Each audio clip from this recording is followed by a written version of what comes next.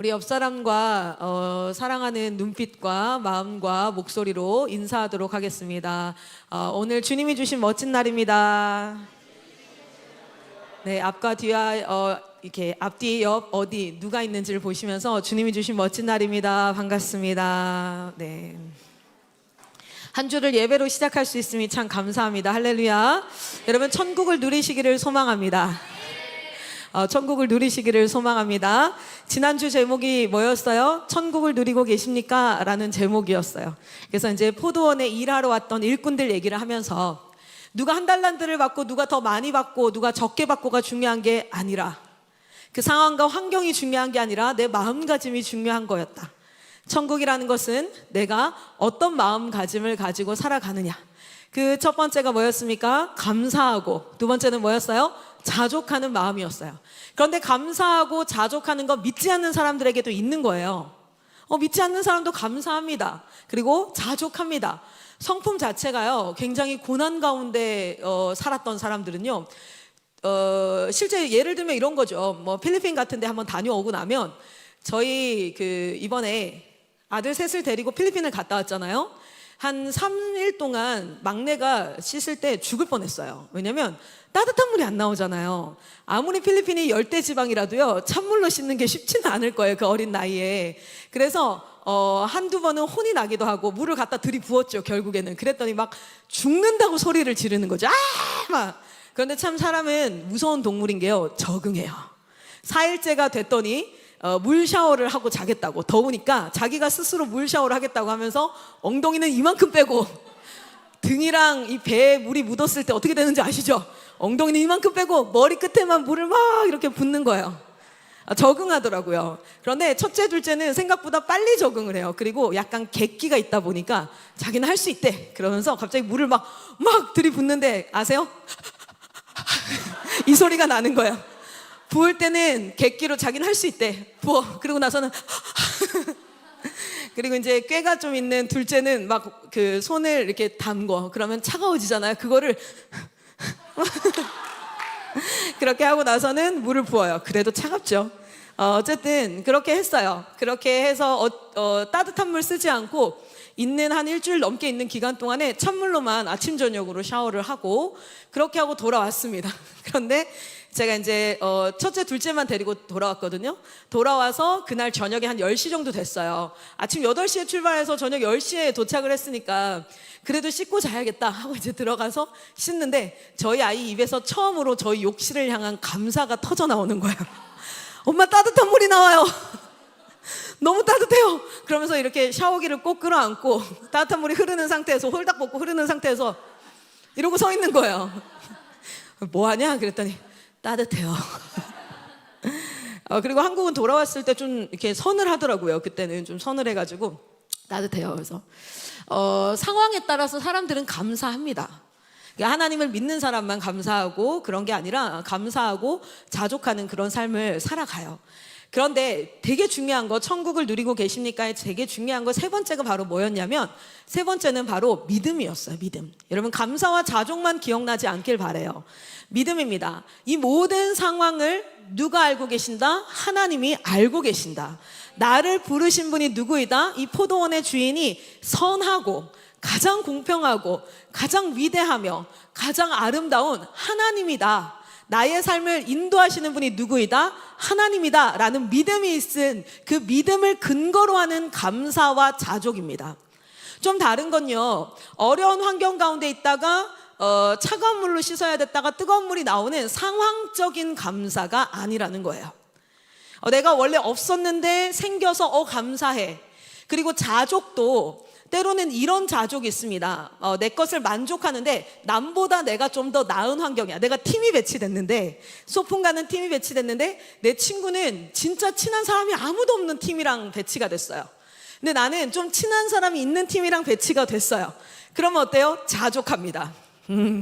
자족할 만한 거리가 있어서 또는 감사할 만한 이유가 있어서 하는 건 누구나 할 수 있어요. 그리고 누구나 하는 겁니다. 그런데 반대로 무슨 뜻이냐면, 그런 감사와 그런 자족을 하는 사람은 천국을 누리질 못해요. 왜냐하면 그런 컨디션이 아니면, 감사할 거리가 없거나 또는 자족할 이유가 없으면 어떻게 될까요? 바로 감사가 아닌 불평과 원망이 나오기 마련이에요. 그래서 실제로 존 파이퍼 목사님은 어떤 얘기를 하냐면 교만과 그리고 자기연민에 대해서 이야기를 할 때 어떤 거냐면 감사할 거리가 있고 자족할 이유가 있을 때 그때 내가 좀 감사하고 자족할 때 그리스도인은 교만이라는 죄에 빠지기가 쉽고, 자기연민은 또 뭐냐면 감사할 거리가 없고 내가 자족할 거리가 없을 때 나는 이만큼 희생하고 있어 라는 교만에 또 빠지기가 쉽다는 거예요. 그래서 여러분, 천국을 누리고 있으니까의 핵심은 감사와 자족이 아니에요.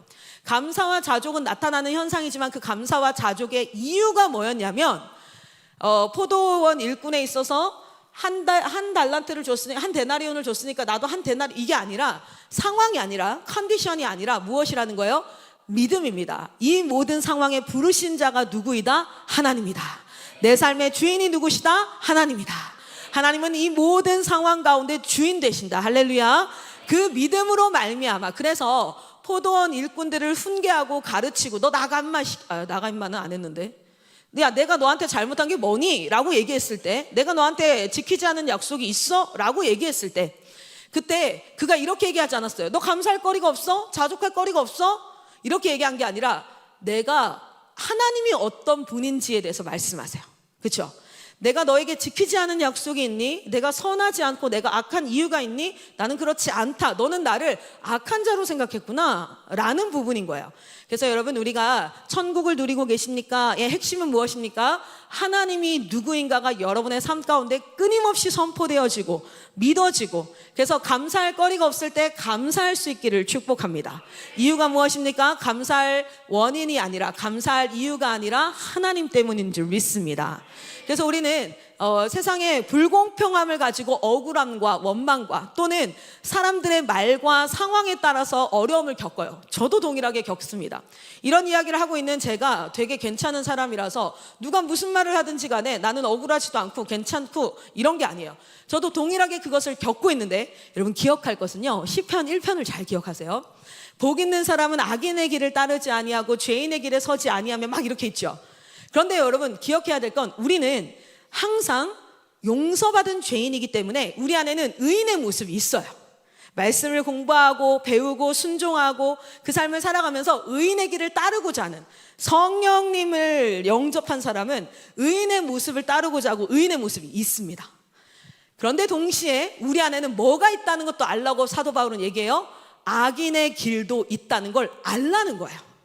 악인의 길이 있다는 걸 알라는 거예요. 그래서 우리 안에는 가인과 아벨이 동시에 존재한다는 거예요. 그래서 하나님을 예배하고 하나님 중심의 삶을 사는 모습도 있지만, 우리의 삶에는 가인의 모습, 내 중심적이고 내 마음대로 하고 싶은 마음이 있다는 걸 알아야 되는데, 그런데 길이 두 개가 있다는 걸 알라는 거예요. 그래서 의인의 길도 있고 악인의 길도 있어.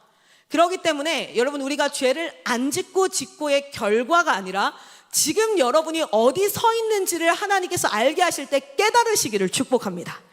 천국을 누린다는 건 항상 12시간, 24시간 모든 순간을 감사해야 해라고 이야기하는 게 아니라, 우리 안에는 감사하지 못하는 마음들이 불현듯이 일어나고, 자족하지 못하고 비교하고 누군가에게 상처받고 하는 순간들이 불현듯이 일어나는데, 그때 그 길에서 너가 말씀을 듣고 기도할 때 뭐하게 하실 거라? 성령께서 깨닫게 하실 거라는 거예요. 할렐루야. 깨달은 자들은 악인의 길에서 어디에 서게 됩니까? 악인의 길을 따르지 아니하고 의인의 길로 옮겨가는 것을 하게 돼요. 그게 바로 뭘까요? 회개예요. 그게 바로 뭡니까? 회개입니다. 여러분, 단순히 회개가 내가 어떤 행동을 탁 저질러 놓고 잘못했어요, 안 할게요 하는 게 아니라, 회개는 어디서부터 시작되어집니까? 성령께서 네가 지금 어디에 서 있는지를 깨닫게 하실 때, 그때부터 시작되는 게 회개예요. 그래서 하나님께서 지난주에 천국을 누리고 계십니까? 마지막 말미에 그래서 무슨 이야기를 나눴습니까? 즉각적인 심판이 임하는 것과 심판이 계속 유예되어지는 것. 쉽게 얘기하면 뭐예요? 거짓말을 했는데 그게 실제로 아나니아와 삽비라 즉각적으로 죽었죠. 그렇죠? 또 우리 아론의 아들 이름 뭐죠? 홈리와 비누아 맞나요? 나답과 아비후가 즉각적으로 심판이 일어났어요. 죽었어요, 그 자리에서. 다른 불을 들이다가. 그런데 엘리 제사장의 아들들은 즉각적으로 죽었어요, 안 죽었어요? 안 죽었어요. 그리고 거기에 원서에 보면요, 한 번 그런 게 아니라 여러 차례 반복되어진 현재로 나타나 있어요. 과거에 한 번 했던 게 아니라 여러 차례. 그런데 그들은 언제 죽었어요? 그 죄를 지었을 때 즉각 심판을 받은 게 아니라 언제? 나중에 전쟁하다가 전쟁 가운데 마치 죽은 것처럼 그렇게 여겨질 수 있게. 왜? 즉각적인 심판과 즉각적인 심판이 일어나지 않고 심판이 연기되어지는 것은, 즉각적인 심판이 일어났을 때 그 공동체는 어떤 일들이 일어나기 시작했습니까? 하나님을 향한 두려움과 경외함이 일어나기 시작합니다. 그리고 그것을 통하여서 사람들이 자신의 행실을 돌아보기 시작합니다. 그리고 그 공동체는 더욱더 뭐해집니까? 하나님 앞에 경건한 공동체로 거듭나기 시작합니다. 할렐루야. 그런데 죄를 지었는데도 불구하고 즉각적인 심판이 일어나지 않았을 때에는 마치 하나님이 이걸 모르는 것 같고, 시편의 말씀으로 봤어요. 모르는 것 같고, 또 이것에 대해서 그냥 용인하고 용납하고 이해하는 것 같아서 사람들이 죄에 대한 민감함이 어떻게 됐을까요? 점점 둔해져서 죄가 만연해졌어요. 그 둘의 차이가 무엇이었습니까? 그 둘의 차이가, 어느 공동체는 즉각적 심판이 일어나고 어느 공동체는 그 심판이 일어나지 않고 그냥 죄 지어도 가만히 뒀어요. 차이가 뭐였어요? 맞습니다. 하나님의 임재가 있는 공동체는요, 어땠습니까? 즉각적인 심판이 일어났어요. 하나님의 임재가 희귀하고, 말씀이 희귀하고 이상이 흔하지 않으며 하나님의 역사하심이 없는 공동체는 즉각적 심판이 일어나지 않았습니다. 그런데 무엇이 축복입니까? 여러분, 무엇이 축복입니까? 하나님의 즉각적인 지도와 가르침과 심판이 일어나는 것이 축복인 줄 믿습니다. 여러분, IM 본부 공동체가 그러한 공동체가 되기 위하여서 한 사람 한 사람이 하나님을 찾고 구하며 하나님의 임재하심이 있는 공동체가 되기를 소망합니다. 주님과 가까이 지내잖아요. 그러면 말 한마디만 잘못 내뱉어도 성령께서요, 마음에 찔리게 하세요. 이게 즉각적인 심판이라는 게 그냥 번개 내리쳐서 갖다 죽여버리겠다 이게 아니라, 갑자기 우리 세영이가 거짓말을 했어요. 그랬더니 저기 삼천리 꼭대기에서 번개가 쳐가지고 세영이 머리가 요만큼 그 대머리 독수리처럼 탔다. 그렇게 심판이 죽여버리겠다 이게 아니라요, 성령께서 임재하시고 성령과 친밀한 공동체는요, 어떤 잘못이요 즉각적으로 드러나고 깨우쳐지고, 하나님께서 깨우쳐지게 하시는 것, 죄가 드러나게 하심은 무엇입니까? 회개하여 생명에 이르게 하기 위함인 줄 믿습니다. 계시록에 그렇게 나와요. 우리에게 그 회개하게 하시는 이유가 무엇이에요? 징계하시는 이유가 뭐예요? 우리를 뭐라 하시는 이유가 뭐예요? 쪽팔리게 하려고, 수치스럽게 하려고가 아니라, 그가 더 이상 그 죄에 뭐하지 않도록, 만연하고 익숙해져서 중독되지 않도록 깨닫게 하시고, 그리고 생명에 이르게 하기 위함인 줄 믿습니다. 그런데 하나님의 제사가 멸시되었던, 사무엘상 2장 17절에 뭐라 그래요? 그들이 여호와의 제사를 멸시하였더라. 하나님의 말씀이 어땠더라? 희귀하였더라. 그리고 그것에 순종하는 자들이 없었더라 라고 했던 그 시대에는 누가? 엘리 제사장의 아들들이 뭐 했어요? 죄를 지었음에도 불구하고 심판이 일어납니까? 안 일어납니까? 안 일어나요. 그랬더니 그들은 한번 용서받았으니까 다음부터 절대 하지 말아야지 이런 생각을 가졌어요? 아니면 계속 그걸 했어요? 계속 그걸 하죠. 그래서 그들은 결국 어디에 이르게 됩니까? 죽음에 이르게 됩니다. 여러분, 삼천리 공동체의 영성이 죽음에 이르는 그런 안타까운 일이 없기를 축복합니다. 여러분, 한국 교회와 여러분의 삶이 죽음에 이르지 아니하도록 하나님의 임재하심이 충만하게 나타나고 하나님의 즉각적 심판이 일어나서 여러분의 삶이 천국으로 임하기를 소망합니다. 여러분, 천국을 누리셔야 돼요. 천국을 누리셔야 돼요. 지난주에 우리가 그런 이야기를 하면서 마지막으로 주기도문 얘기를 했어요. 무슨 얘기를 했어요? 주기도문 얘기를 했어요. 주기도문 얘기를 하면서 하나님의 나라와 하나님의 임재가 어디에 임한다고요? 그의 이름을 거룩하고 존귀하게 여기는 그곳에 나타난다는 거예요. 우리 주기도문 한번 외워볼까요? 하나님이 가르쳐 주신 기도 한번 해볼까요? 시작. 하늘에 계신 우리 아버지여, 이름이 거룩히 여김을 받으시오며. 할렐루야.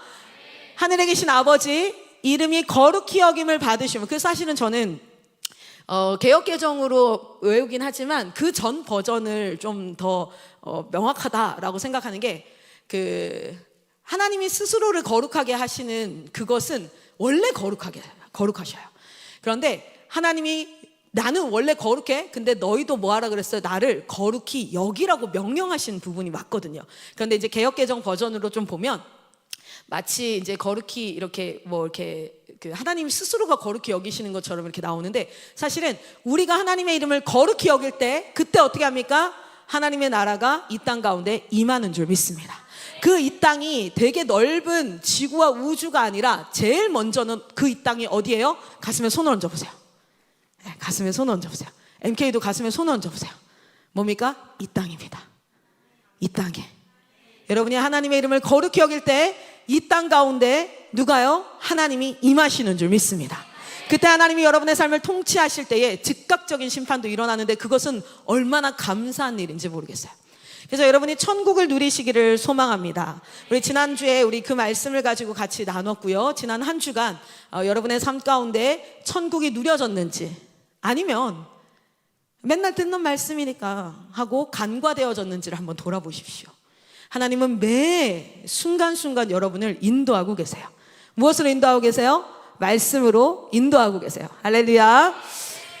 제가 이번에 추석에 갔다가 저희 친정집에 이제 갔는데, 친정집을 먼저 갔다가, 그러니까 저희 아이들은 거창 할머니라고 불러요. 그리고 이번에 큰 충격을 받았죠. 그리고 깨달음을 얻었어요.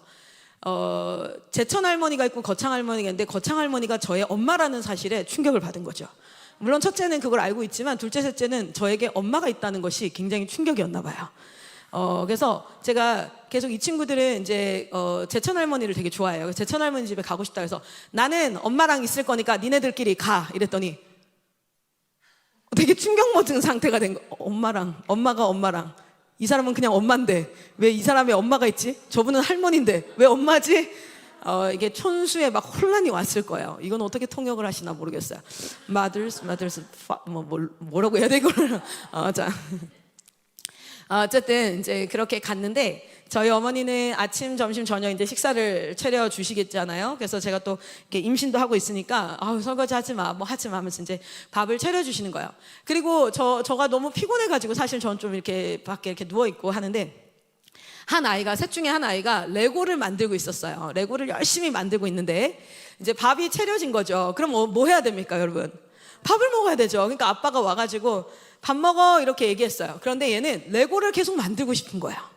레고를 계속 만들고 싶으니까 잠깐만요 뭐 이렇게 얘기한 거죠. 근데 이제 한두 번 얘기했는데 어른들은 다 기다리고 있고, 그러니까 이제 가서 먹어야 되니까 빨리 와서 밥 먹어 이렇게 이제 얘기를 했어요. 그러니까 이 친구가 화가 나기 시작한 거예요. 하기 싫은 거예요. 그걸 듣기가 싫은 거예요. 그러니까 어떻게 표현을 하기 시작하냐면 못 들은 척 하는 거야. 이제 대답도 안 하고 못 들은 척 하면서 이제 레고를 막 계속 만드는 거야. 그러면 이제 아빠가 어떻게 했겠습니까? 그렇구나, 귓밥 막혔니? 안 들리니? 이렇게 얘기했겠어요? 아니면은 뭐 이렇게 어떻게 했겠어요? 가가지고 얘기했어요. 밥 먹어야지. 이러니까 얘가 끝까지 못 들은 척을 하면서 레고를 막 만드는 거예요. 근데 점점 레고를 만드는 소리가 쿵쿵쿵쿵 막 화가 나가지고 쿵쿵 막 이렇게 만드는 거야. 또 이제 그 제이콥 쌤은 이 친구 이런 버릇없는 모습을 절대 지켜볼 수 없거든요. 그래서 한필립 아빠 쳐다봐. 지금 뭐 하는 거야? 밥 먹는 시간이야. 그랬더니 막 갑자기 화가 나가지고 레고를 더 만들고, 레고 하고 나서 밥을 먹겠다는 거예요. 아빠가 얘기했어요. 밥은 아침, 점심, 저녁 정해진 시간에 먹어야 돼. 지금 다 같이 먹는 거야. 그거 끝나고 나서 와서 레고 하면 돼. 와서 레고해. 너무 이성적이고 합리적인 말이잖아요.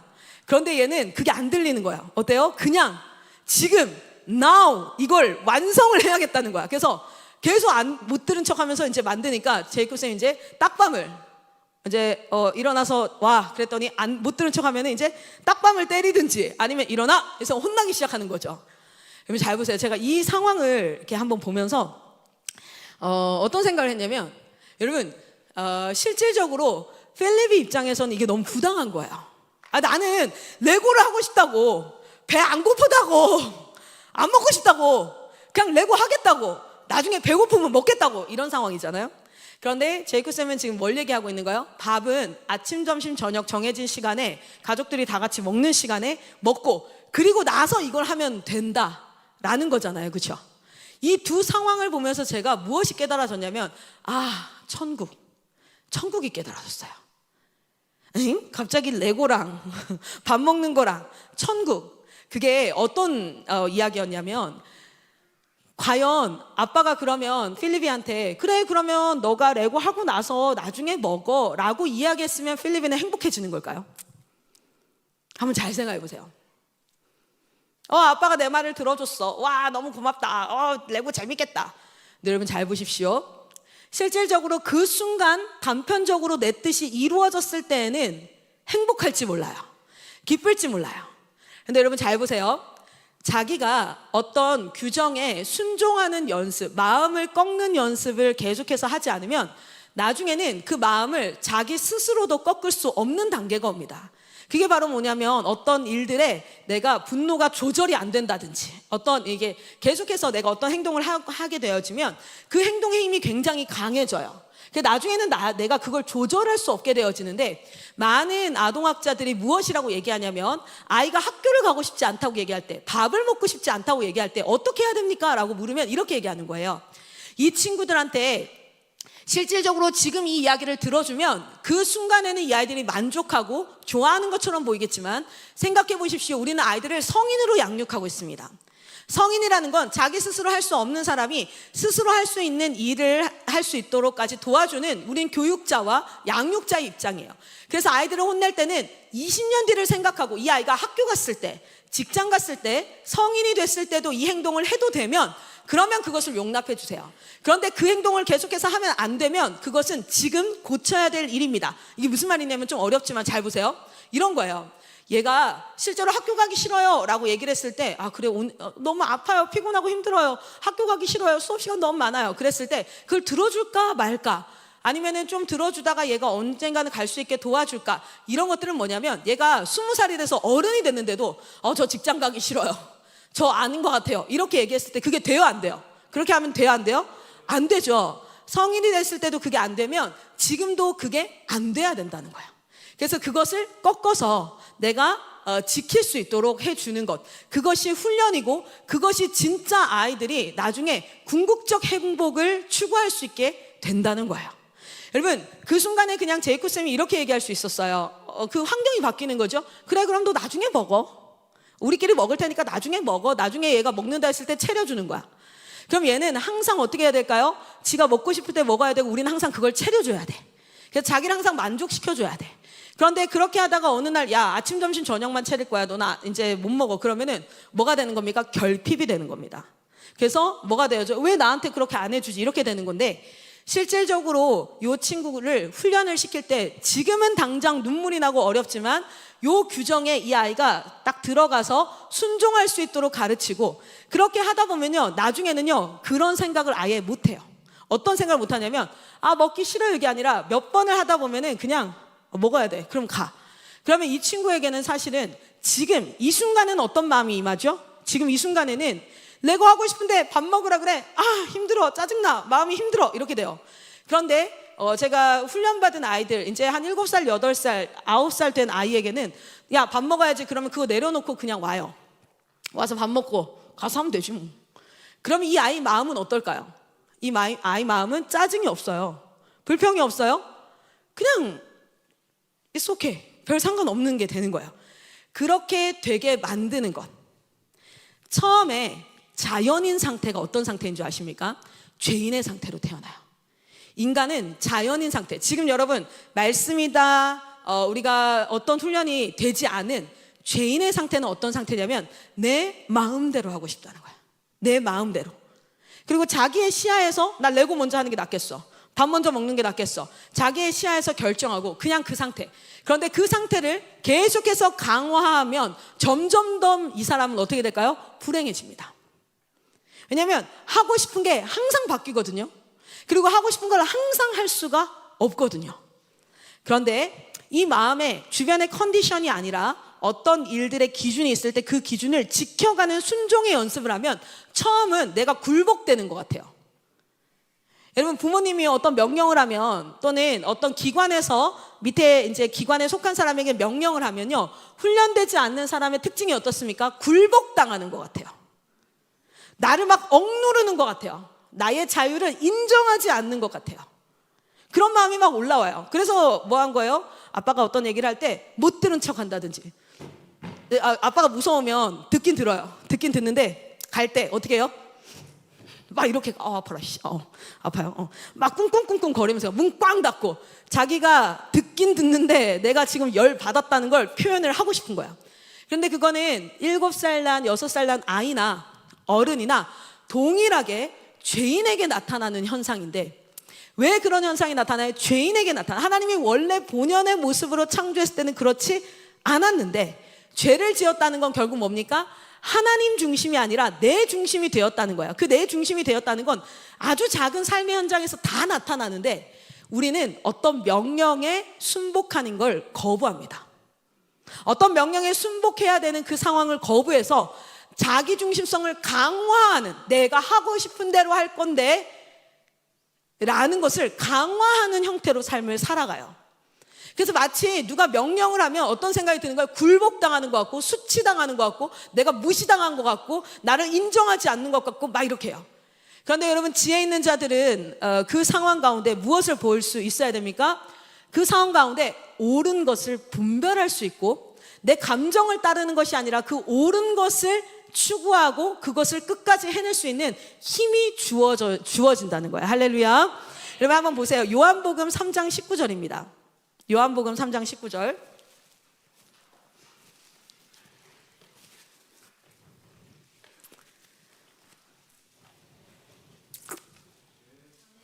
자, 우리 요한복음 3장 19절 한번 읽어보도록 하겠습니다. 같이 한번 읽습니다. 요한복음, 우리 MK도 다 찾았나요? 요한복음 3장 19절.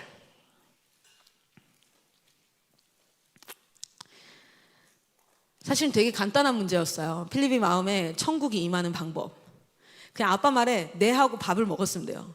심지어 밥 먹는 반찬에는 필립이가 좋아하는 콩나물이 엄청 맛있게 있었거든요. 그리고 가서 너무 맛있게 먹었어요. 결국엔 근데 그 밥상머리 앉기까지 어떻게 갔을까요? 혼나고 울고 갔어요. 왜냐면 그래? 네가 화낸다고 우리는 이제 타협하지 않거든요. 일로와 씨. 빡! 그러고 나서 이제 근데 발 또 쿵쿵 구르면 안 돼요. 그것조차 용납할 수 없거든요. 똑바로 해요. 알겠어? 울음도 10초 이내에 그쳐야 됩니다. 울지 마. 울지 마. 숫자 셀 거야. 하나, 둘, 셋. 그러면 한 5번째 이러고 이제 가는 거예요. 왜 그렇게 힘들게 왔을까? 그리고 앉아서 콩나물이랑 그 생선이랑 너무 맛있게 잘 먹었어요. 그리고 돌아가서 레고를 해야 되잖아요. 그렇게 하고 싶었잖아, 레고가. 아빠한테 딱밤 맞기까지 고집을 폈잖아요. 레고 한 거 까먹었어요. 그리고 나서 밥 먹고 나서 나갔어요. 나가서 놀았어요. 그러니까 사실은 그건 진짜 내가 레고를 너무 하고 싶은 어떤 집중력과 목적이 아니라 내 뜻이 관철됐으면 좋겠다. 지금 내가 하는 말을 네가 들었으면 좋겠다. 인간은 그 자기중심성이 사실 본연에 있죠. 여러분 요한복음 3장 19절 한번 봅시다. 읽겠습니다. 시작. 그 정죄는 이것이니 곧 빛이 세상에 왔으되 사람들이 자기 행위가 악함으로 빛보다 어둠을 더 사랑한 것이니라. 아멘. 여기서 보면 사실은 그 자리에서 아버지가 명령을 했을 때, 어떤 말을 했을 때 그것이 옳단 말이에요. 그것이 right이에요. 그러면은 거기 앞에 내 감정은 지금 당장 레고를 하고 싶어도 순종했다면 어떻습니까? 순종하고 그게 맞아, 아빠 말이 맞아라고 인정하는 순간, 아빠 말이 맞아라고 인정하는 순간 내 마음은 평안해요. 울면서 거기 가고 좌 맞고 안 가도 돼. 그리고 나서 그 자리에 가서 먹고, 그리고 실제로 그 시간에 밥 안 먹고 레고 하는 게 유익합니까? 그 시간에 밥 먹고 나중에 레고를 하고 이렇게 하면은 밥 안 먹으면 또 간식도 못 먹거든요. 밥 안 먹으면 저희는 간식도 못 먹어요. 뭐가 더 유익합니까?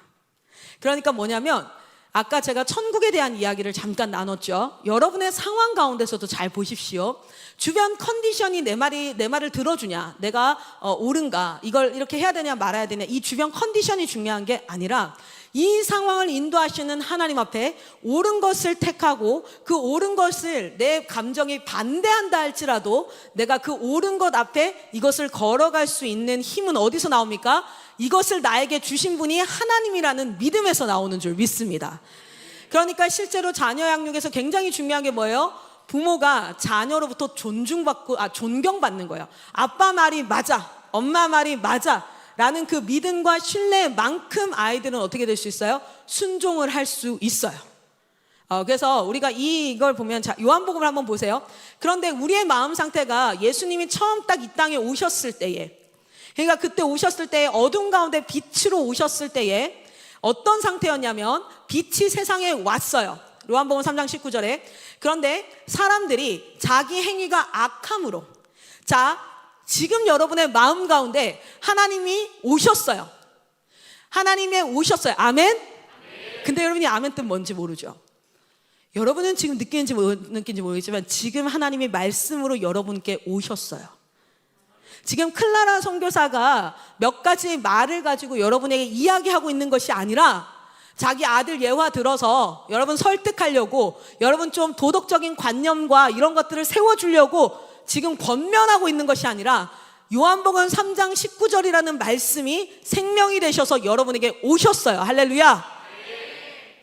여러분, 그렇게 말씀이 딱 왔을 때, 빛이 왔을 때 사람들이 자기의 행위가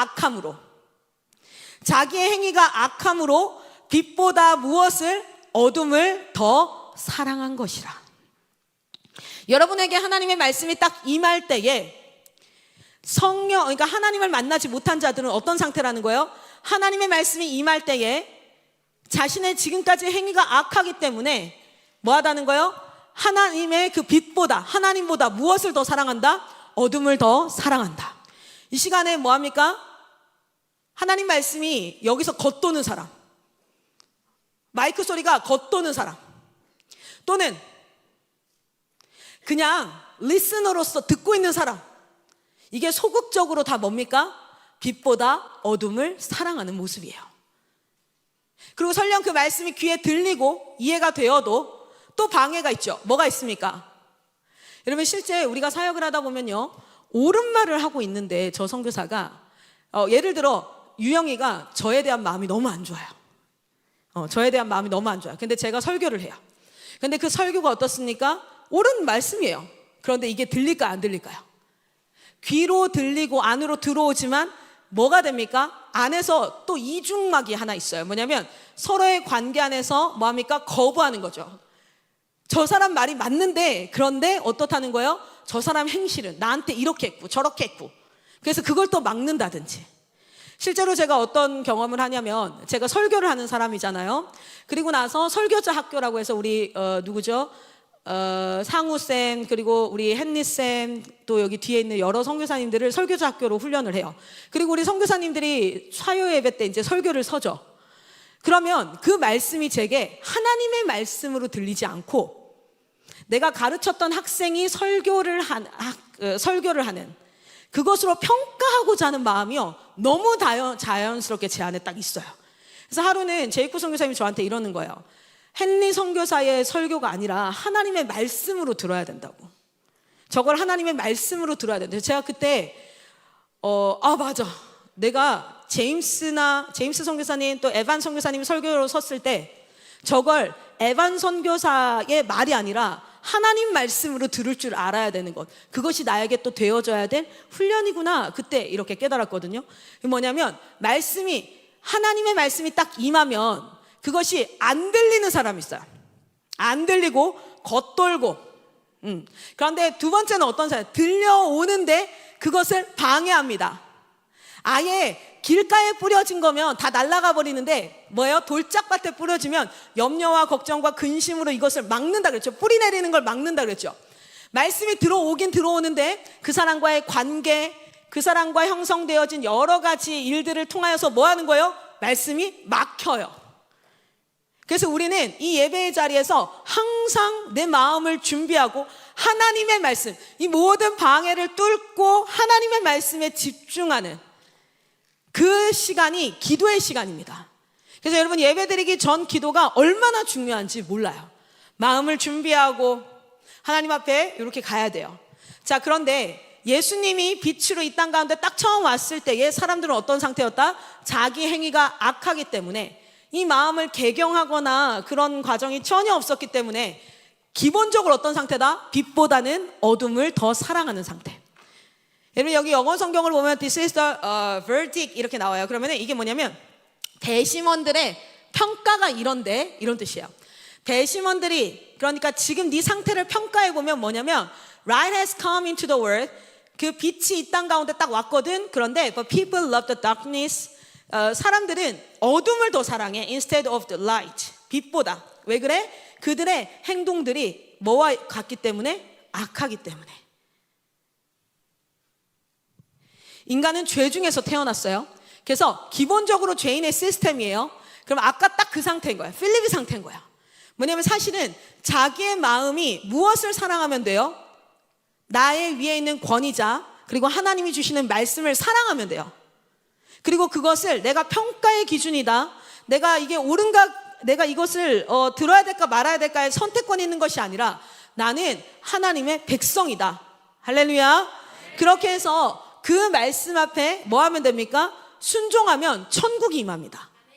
아닐 것 같거든요. 지금 레고를 해야지 행복할 것 같아요. 지금 내 뜻대로 해야지 행복할 것 같아요 라고 속이는 거예요, 사단이. 그런데 성경은 뭐라고 얘기했어요? 상황과 환경에 상관없이 하나님의 말씀 앞에 뭐하라? 순종하라 해요. 할렐루야. 그렇게 순종할 때 그곳에 뭐가 임합니까? 천국이 임하는데, 순종하는 행동 때문에 천국이 임하는 게 아니에요. 순종하는 그 행동과 그 결과 때문에. 그러니까 마이클 선교사님께서 IM 선교회의 비전이라고 딱 말했는데 그게 옳기 때문에 임하는 게 아니라 순종의 이유가 뭡니까? 하나님이에요. 나는 하나님이 세우신 리더를 인정합니다. 그리고 그 하나님이 세우신 리더를 통해서 하신 것에 순종하는 건 나는 그 사람이 두렵거나 그 사람 앞에 관계가 깨질까 봐 그런 게 아니라 하나님이 세우신 사람을 통해서 하나님이 내게 말씀하신 것을 하나님은 이미 다 아시고 이 땅 가운데 숨길 것이 없기 때문에 하나님 다 아시니 하나님, 나는 하나님 앞에 순종합니다. 때로는 내 마음에 그 리더의 말이 틀린 것 같기도 하고요. 때로는 내 마음에 그 일이 안 일어날 것 같기도 하지만 그러나 내가 순종하는 이유는, 내 동기는 하나님이십니다. 감사하고 자족하고 순종하고 이 모든 것들의 이유가 무엇입니까? 하나님인 줄 믿습니다. 그랬을 때 그곳에 뭐가 임한다는 거예요? 하나님의 나라가 임하는 거예요. 그곳에 무엇이 임하는 겁니까? 천국이 임하는 거예요. 되게 간단한 거였어요. 그냥 레고 하고 싶었는데 밥 먹으라고 그랬는데 밥 안 먹겠다고 짜증내다가 아빠한테 뒤지게 한번 혼나고 울면서 찔찔 짜면서 거 가서 밥을 먹었어요. 그런데 여러분 잘 보세요. 우리의 일상 가운데 그런 일이 얼마나 많습니까? 여러분 이번 가정훈련 기간 동안에 핸드폰 붙잡고 있다가 엄마한테 혼난 사람 있을 거예요. 야, 공부해야지. 나이가 몇인데 너 핸드폰 그만해. 야, 인사해. 뭐해. 내 위에 권위자가 명령을 합니다. 그런데 내가 뭐 하는 거예요? 기본적으로 저거 들어야 될까 말아야 될까 선택권이 나에게 있다라고 착각하는 거예요. 그러다 보니까 뭐 합니까? 하기도 하고 안 하기도 해요. 그런데 여러분 기억하세요. 부모님 앞에 순종하는 것, 지도자 앞에 순종하는 것은 무엇이냐면 하나님께 순종하는 거예요. 할렐루야. 여러분의 삶 가운데 순종의 역사를 통하여서 하나님의 나라가 임하기를 축복합니다. 이 영적 원리를 깨달으시기를 소망합니다. 그렇지 않고 내가 주인 되어서 내 뜻대로 하려고 할 때, 여러분 우리 말씀을 한 번만 더 찾아보도록 하겠습니다. 로마서 5장입니다. 로마서 5장.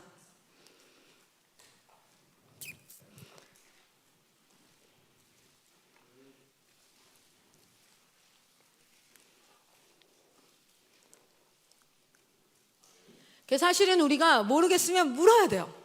하나님 앞에 기도하고 묻고 그런 과정이 있어야 되는데 우리는 어떤 상태예요? 그냥 죄인 된 상태인 거죠. 우리가 로마서 5장 12절과 14절 한번 보겠습니다. 12절에서 14절 같이 찾으셨으면 한 목소리로 읽습니다. 로마서 5장 12절에서 14절입니다. 읽습니다. 시작. 그러므로 한 사람으로 말미암아 죄가 세상에 들어오고 죄로 말미암아 사망이 들어왔나니 이와 같이 모든 사람이 죄를 지었으므로 사망이 모든 사람에게 이르렀느니라. 죄가 율법 있기 전에도 세상에 있었으나 율법이 없었을 때에는 죄를 죄로 여기지 아니하였느니라. 그러나 아담으로부터 모세까지 아담의 범죄와 같은 죄를 짓지 아니한 자들까지도 사망이 왕노릇하였나니 아담은 오실자의 모형이라. 여러분, 아담을 통해서 사망이 우리 안에 들어왔어요. 그럼 이 안에는 지금 뭐가 있는 겁니까? 사망이 있는 겁니다. 그래서 여러분을 신뢰하지 마시고 내가 판단하고 내가 생각해서 이게 맞는 것 같아. 왜 그렇게 울면서까지 아빠한테 맞으면서까지도 그렇게 생각했어요? 난 레고 하는 게 맞는 것 같으니까. 난 그렇게 해야 될 것 같으니까. 근데 여러분 기억하십시오. 성경은 분명히 이야기합니다. 우리 안은 사망이 들어와서 그 사망이 지금 왕노릇하고 있다고. 그렇기 때문에 가장 먼저 해야 될 것은 무엇입니까? 하나님 앞에 자복하는 것입니다. 근데 그것을 어디서부터 배워가야 되냐면 가정에서 부모에게 자복하는 걸 배워야 돼요. 부모가 옳으냐 그르냐를 따지는 게 아닙니다. 때로는 부모는 틀린 말을 할 수도 있어요. 그러나 옳고 그름의 문제가 아니라 거기에 내가 자복하느냐 하지 않느냐예요. 그리고 설령 하나님이 세운 지도자가 틀렸다 할지라도 그를 향한 자복. 여러분 사울을 끝까지 죽이지 않았던 다윗을 하나님이 이런 바보 천치 같은 게 야 그렇게 악한 자면 죽여도 돼. 근데 진짜 죽일 만한 사람이었어. 자기를 그렇게까지 죽이려고 하는데. 그런데 왜 그 다윗의 이야기를 기록하고 칭찬하십니까? 그가 사울을 죽이지 않았던 건 사울이 옳았기 때문이 아니었어요. 사울이 옳아서 그의 생명을 끝까지 지켜주었던 것이 아니었어요. 그는 틀렸음에도 불구하고 그를 세우신 하나님을 향한 믿음과 순종으로 그것을 했기 때문에 하나님이 그것을 칭찬하시고 기뻐하셨던 거예요. 여러분의 부모님이 옳고 그르냐의 문제가 아닙니다. 그리고 여러분의 지도자가 옳고 그르냐의 문제가 아닙니다. 그것은 하나님을 향한 믿음의 문제인 줄 믿습니다. 여러분 그 믿음 앞에 살아가시기를 축복합니다. 사망이 내 안에서 왕노릇하고 있다는 것을 인정할 때 그때 우리는 어떻게 해야 될까요?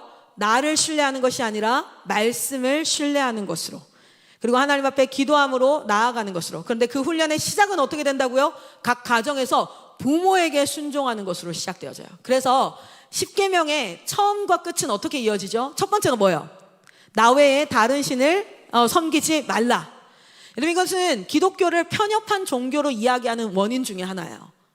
천주교는 그렇고 이슬람도 그렇고 다 그런데 기독교만 하나님만 얘기한단 말이야. 그런데 여러분 기억하세요. 언약을 약속으로 이해하면 언약을 약속으로만 이해하면 약속을 지키고 안 지키고 계약 관계 정도로 이해되는데 언약은 따라합니다. 언약은 결혼이다. 언약은 단순히 약속 개념을 뛰어넘어서 결혼의 개념이에요. 그러면 당연한 거 아니에요. 제가 제이콥 쌤한테 얘기하는 거예요. 나 말고 다른 여자 만나지 마세요. 그게 편협한 거예요. 그러면은 저 말고 다른 여자 여기저기 만나보세요. 그게 쿨한 거예요. 뭐 이 여자도 만나고 저 여자도 만나고 그중에 제일 좋은 여자랑 같이 살지 뭐. 나랑 결혼했다는 건 무슨 뜻이야? 나 말고는 다른 여자 절대 만나지 마세요. 제이콥 쌤이 저한테 나 말고 다른 남자 절대 만나지 마 라고 얘기하는 게 그게 더 스윗한 거예요? 아니면 뭐 이 사람이랑 저 사람은 만나보고 뭐 괜찮으면 나도 괜찮고 이게 더 스윗한 거예요? 후자였으면 결혼도 안 해. 일단 뭐 하고 시작해? 싸대기 때리고 시작하지. 미친 거 아니야. 말도 안 되는 소리죠. 그렇죠? 그러니까 하나님이 제1계명이 뭐였냐면 나 외에 다른 신을 섬기지 마라. 이건 쏘 쿨한 거고요. 쏘 스윗한 거예요. 이걸 가지고 편협하니 뭐하니. 그런데 그 10계명이 어떻게 끝납니까? 어떻게 끝나죠? 내 이웃의 것을 뭐하지 마라? 탐내지 마라. 우린 이걸 어떻게 생각해요? 저기 우리 태연이한테 있는 신발이 예쁘네? 훔쳐가야지 라고 탐내는 거, 소유에 대한 생각을 하는데 아니에요. 10계명은 퉁으로 한마디예요. 한마디. 보세요. 나 외에 다른 신을 섬기지 말라. 우리는 결혼관계야. 너 다른 여자 얘 여자구나. 누구한테 얘기했어요? 제가 남편한테 다른 여자 만나지 마세요 라고 얘기했어요. 마지막 말을 뭐라 그래요? 남의 집 거 탐내지 마세요. 첫 계명과 마지막 계명은 같은 거예요. 수련쌤을 보니까 우리 제이콥 쌤이 클라라는 너무 액티브한 거야. 막 이래. 근데 수련쌤을 보니까 너무 참한 거야. 나는 막 옷도 입어도 막 이렇게 막 호피무늬 막 이런 거 입는데 보니까 막 이렇게 플레어 스커트에다가 막 레이스 입고 하니까 너무 예쁜 거야. 남의 가정의 아내잖아요. 그런데 그거를 탐내지 말라는 거야. 여러분 잘 보세요. 우리는 그냥 단순히 소유를 생각할 수 있어요. 10계명을 하나씩 다 잘라서 보면. 근데 한 뭉텅이를 보세요. 너 다른 여자 보면 안 돼. 넌 나랑 결혼했으니까. 마지막 뭐예요? 남의 집에 거 탐내지 마. 결국 첫 계명과 마지막 계명은 같거든요. 같아요. 물론 그 안에 소유의 개념도 있지요. 아니 남의 태연이가 신고 있는 신발을 탐내면 안 되지. 그러나 우리가 핵심적으로 흐르는 영적 흐름은 무엇입니까? 하나님은 온전히 뭘 얘기하고 있는 거예요? 하나님을 가장 귀하게 여겨라. 넌 나의 것이다. 넌 나랑 결혼관계야. 그런데 인간은 뭘 탐낸다는 거예요? 인간은 남의 걸 탐내는데 여기서 남이 누굴 겁니까? 사탄이 이야기하는 것을 탐내요. 그렇게 하면 행복할 것 같고, 돈을 가지면 더 행복할 것 같고, 명예를 가지고 사람들이 날 인정해주면 더 행복할 것 같고, 내가 사람들한테 인기를 많이 얻으면 행복할 것 같고, 그러니까 하나님보다 더 원하는 것이 생기면 안 되는 거예요. 제가 제이콥 쌤이라는 한 남자보다 더 원하는 남자가 생기면 안 되는 거예요. 불법이에요. 우리의 삶 가운데서도 하나님보다 더 원하는 것이 생기는 것을 가장 중요하게 경계해야 될 것. 그것이 바로 뭐냐면 천국을 파괴하는 거야. 가정을 파괴하는 방법은 아주 간단해요. 제가 다른 남자 만나면 돼요. 피승이가 아프고 누가 뭐 돈이 없어지고 뭐 이런다고 해서 가정이 파괴될까요?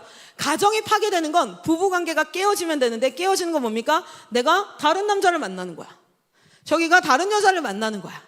천국이 깨어지는 건 하나님과 나와의 사이 관계 안에 뭐예요? 하나님보다 더 원하는 것이 생겨서 내가 그것을 추구하는 거예요. 그것을 죄라고 얘기하는 거예요. 그런데 그걸 배우는 그 중심에 있는 계명이 뭔지 아십니까? 하나님에 대해서 계명을 가르치고 나서 그 다음으로 사람과의 관계에 대한 계명을 가르치시는데, 그런데 그 사람과의 관계에서 내가 해야 될 일들이 훈련입니다. 그 훈련을 통해서 내 눈에 보이는 사람들과 맺는 관계를 통해서 우리는 하나님과 관계를 맺어가는데, 첫 번째 계명이 바로 부모에 대한 계명이에요. 첫 번째 계명이 뭡니까? 부모에 대한 계명. 우리가 하나님을 경외하고 하나님을 모시고 하나님의 백성으로 살아가는데 제일 기초되어지는 훈련이 뭐냐면 부모를 대하는 여러분의 모습이에요. 부모를 대하는 여러분의 모습. 그래서 그 계명은 약속이 있는 첫 계명이다라고까지 얘기해요. 이거는 하나님이요 보상까지 해줘가면서 뭐 하는 겁니까? 그 계명을 지킬 때 너는 하나님과 올바른 관계를 맺을 수 있어 라고 얘기하는 거예요.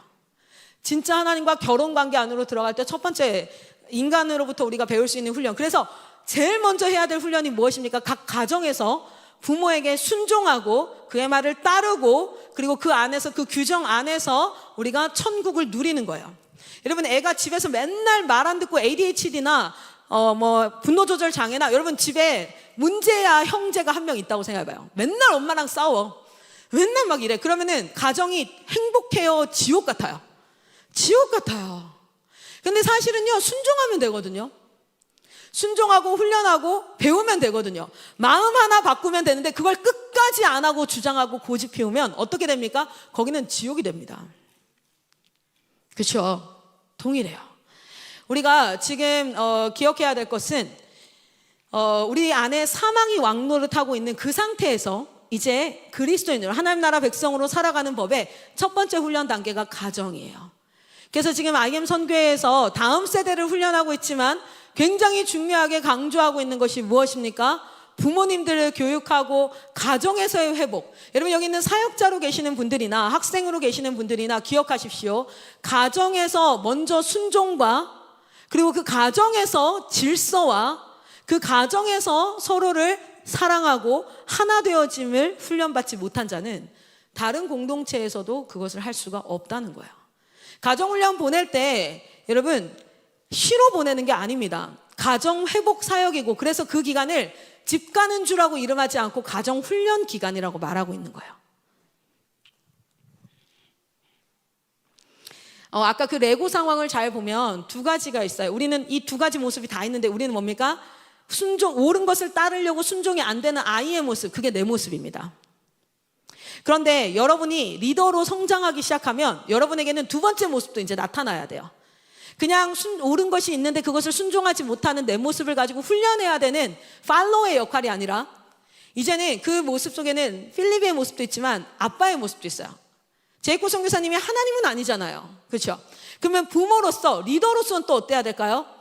내가 하는 일이 정말 옳은 말이 맞는가라는 것을 하나님 말씀 앞에 뭐 해봐야 될까요? 항상 비추어 보고, 그냥 나도 얘한테 화가 난 게 아닌가? 그냥 나도 얘가 내 말을 들었으면 좋겠는 거 아닌가?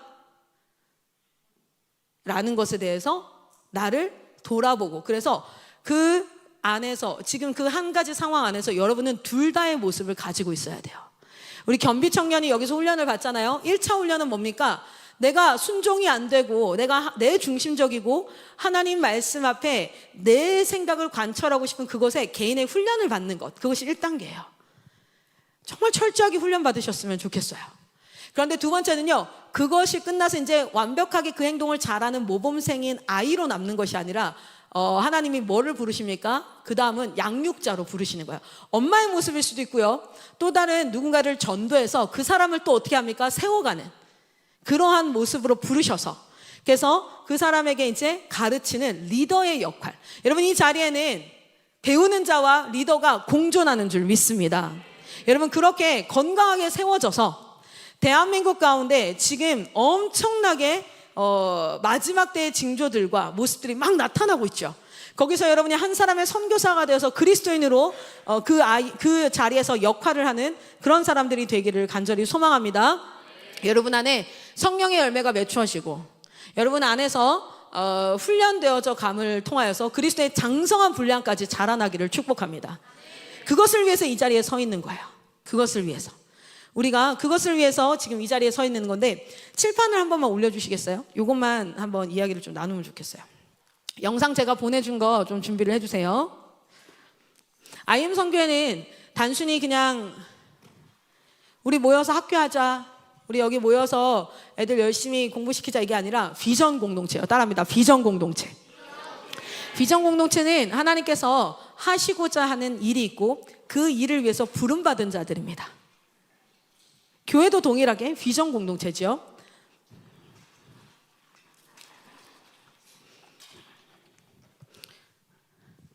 그래서 지금 계속해서 비전이 점진적으로 어떻게 되어져 가고 있어요? 구체화되어져 가고 있어요. 점진적으로 구체화되어져 가는 가운데 우리가 이제 지금 계속 얘기 나오는 게 종행사역입니다. 종행사역. 종행사역. 이게 뭐냐면 행이라는 게 뭔지 아시죠? 가로예요. 이렇게 하면 뭐예요? 세로예요. 그래서 이제 세로를 뭐라고 해요? 종이라고 하고 가로를 행이라고 그래요. 그래서 이제 우리 대한민국이 이렇게 지도가 있으면 대한민국이에요. 포항이 너무 올라가 있네. 포항이 이쯤에 있어야 되는데, 그죠? 하여튼 이렇게 돼 있겠죠. 뭐 이렇게 해서 중국에 붙어 있죠. 대련. 자, 이렇게 있는데 여기가 이제 사우스 코리아, 노스 코리아 이렇게 돼 있어요. 자, 보세요. 서울에서 부산까지 이렇게 여행을 하면 이거를 횡단이라고 할까요? 종단이라고 할까요? 이거 봐봐. 종단이라고 얘기하겠죠? 그러면 여기 인천에서부터 저기 강릉까지 가면 이거 뭐라 그래요? 횡단. 무슨 말인지 아시겠어요? 그래서 종행사역 하면은 제가 이걸 왜 설명했냐면, 종행사역을 말씀이 계속 얘기했는데 어떤 사람이 되게 부끄럽고 되게 조심스럽게 저한테 물어봤어요. 종행이 뭐예요? 그래서 이거 설명해줘야겠다라는 생각을 해서, 혹시나 여러분 다 아는 척하고 그러고 앉아있는데 니들도 몰랐지, 모르는 사람들도 가끔 있을 수 있을 것 같아서 설명을 좀 해야겠다 싶었어요. 종행사역이라는 부분을 이야기를 하는데, 지금까지 해왔던 사역을 다 갈아엎겠다 이게 아니고요. 무슨 사역이냐면, 종은 낳고 그래서 이렇게 내려가는, 세대가 내려갈 수 있게, 여기에 이제 부모 세대가 있고 그리고 그 자녀 세대에게 뭐합니까? 신앙을 전수하고. 그래서 이슬람 같은 경우에는 특별히 포교 활동을 하지 않았다. 유대교 같은 경우에는 특별히 포교 활동, 그러니까 전도 활동을 하지 않았다. 그런데 자녀들을 4명씩 8명씩 낳다 보니 처음에 시작했던 그 작은 공동체가 나중에 100년이 지나고 1000년이 지나니까 어떻게 됐어요? 굉장히 큰 공동체들로, 하늘의 별과 같이 이렇게 되는, 아브라함을 통해서 시작했던 그것이 이렇게 크게 이루어지는 그런 종의 사역에 우리가 집중해야 된다라는 것이었습니다. 그래서 실제로 저는 이 교육을 통해서 여러분이 정말 가정을 향한 꿈이 생겼으면 좋겠고, 그러니까 애기 키우는 거 힘들고요, 뭐 혼자 살고 싶고요. 지금 대한민국의 약 한 60% 이상의 그 청년들이 자기는 혼자 살겠다. 그리고 결혼한 가정의 지금 40% 이상이 자녀 없는 딩크 부부라고 얘기를 해요. 그래서 자녀 없이 뭐 살겠다 이렇게 이야기를 합니다. 그런데 여러분, 우리가 기억해야 될 것 첫 번째, 실질적으로 우리가 이 종의 사역, 공동체 사역, 가정 사역에 힘을 쏟아야 되죠. 맞죠. 요거는 오늘 너무 깊게는 얘기하지 않을 거고요. 그리고 행의 사역은 뭐냐면 낳고 이렇게 가족의 수직으로 가는 게 아니라 뭐 하는 겁니까? 전도를 통해서 너희는 가서 제자 삼아라. 가고 전도의 이 사역을 해 가야 돼요.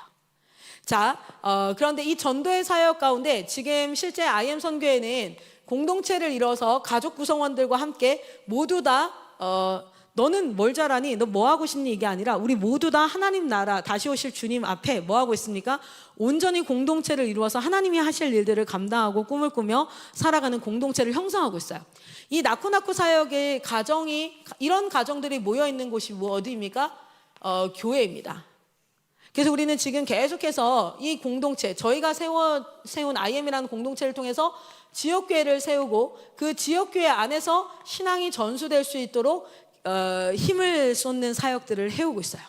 지금 여러분 안에도 동일합니다. 지금 여기에 사라도 있고 또 수환이도 있고 또 누가 있죠? 뭐 루아도 있고 여기 다 있잖아요. 여러분에게 계속해서 DNA를 심고 홀리 트리니티 시스템을 심고 해서 여러분이 추후에는 자녀를 양육할 수 있어야 되는데 양육의 기준이 뭐가 되는 줄 아세요? 내가 지금까지 옳다라고 여긴 걸 가지고 아이들을 양육하게 돼 있어요. 그렇기 때문에 저희가 지금 교육 선교사님들이 뭘 하고 있습니까? 우리 다음 세대를 양육하고 있어요. 그래서 다음 세대가 마땅히 해야 될 것은 순종하는 훈련입니다. 그리고 교육 선교사님들이 마땅히 해야 될 건 당신 말이 하나님 말씀 앞에 옳으냐를 점검하지 않으면 소경이 소경을 인도하는 게 되는 거예요. 그 두 가지, 방금 제가 구구절절 설교했던 내용이 바로 그거예요. 그래서 우리가 강화하고 건강하게 회복해서 이들을 통하여서 뭐 해야 돼요? 여러분이 가정을 꾸리고 그 가정에서 생육하고 번성하고 하나님을 하나님으로 아는 자들을 양육하고 그들이 또 다시 여러분의 할머니 할아버지가 되고 손자 손녀가 태어났을 때 그들을 양육할 수 있도록 가르치는 그 사역에 힘을 쏟아야 되죠. 자, 그런데 지금 실질적으로 또 어떤 일을 하고 있습니까? 우리는 전도 사역에 이제 다시 한번 확장을. 저는 이거에 진짜 큰 목마름이 있어요. 제가 여기 IM 들어와서 지금 여기서 사역하는데 제가 하루 종일 만나는 사람의 98%가 다 크리스찬들밖에 없어요. 그래서 대전에 있을 때는 우리마트 아저씨라든지 스타벅스 그 지점장 저한테 제가 어딜 가나 누구랑 다 친해지거든요. 그래서 제이코쌤도 되게 신기하게 생각해요. 전 지하상가에 친한 언니들이 많아요. 저를 기억하시는 분들이 많아요. 음식점 가면 저를 잘 기억해요. 왜냐면 항상 말 걸고 누군가든지 간에 하여튼 다 전도 대상이야. 왜 그래요? 너무 안타깝잖아요. 너무 불쌍하잖아요. 저렇게 살다가 진짜 죽으면 너무 진짜 안타깝잖아요. 제가 그런 마음이 있었기 때문에. 그런데 사실은 지난 코로나 전부터 시작해서 학교 사역에 집중하면서 내가 만나는 대다수는 다 크리스찬이에요. 크리스찬이 죄가 깊고 안 깊고를 떠나서 다 어쨌든 교회 안에 있는 사람들. 그런데 너무 목말랐던 게 뭐였냐면 교회 밖에 있는 사람들. 그래서 아직도 복음에 대해서 십자가 있는 거는 쳐다보고 있는데 그런데 진짜 예수님에 대해서 제대로 들어보지 못한 사람들, 그 사람들에게 복음을 전하고 하는 것들이 너무 갈급했는데 지금 실질적으로 학원 사역을 통해서 전도 사역을 이제 다시 한번 확장해서 가고자 하는 그 텀으로 하나님께서 지금 IM 선교회에 비전을 주고 계세요. 이제 여러분 이 안에서 너 거짓말 했니 안 했니? 네가 죄를 지었니 안 지었니? 잘 사니 못 사니? 이거 해야 됩니다. 왜요? 점점 더 하나님 앞에 친밀하고 가까이 나아가야 되니까. 그런데 동시에 우리가 해야 될 일이 무엇입니까? 마지막 때에 때를 얻든지 못 얻든지 복음을 증거하는 일인 줄 믿습니다. 우리 아비가일 쌤은요 넌크리스찬을 계속 만날 거예요. 학교에서. 그렇죠? 그리고 그 넌크리스찬들에게 전도의 통로가 돼야 될 줄 믿습니다. 근데 우리가 이거를 사역적으로 지금 형성을 해서 넘어가려고 하는데 그런데 실제 저희가 가정사역을 하면서도 여기 전도사역의 도구로 무엇을 삼았었냐면 교육사역을 다 삼았었어요. 지금 초등학교, 중학교, 고등학교 교육사역을 삼았었어요. 왜냐면 이때가 황금기예요. 황금기고 옳고 그름을 가르치고 순종을 가르치는 여러분 정도면 진짜 그래도 괜찮죠. 그런데 지금 여러분이 기억해야 될 것은 이 세대가 어떠한지를 한번 영상 한번 준비를 해봐 주셔요.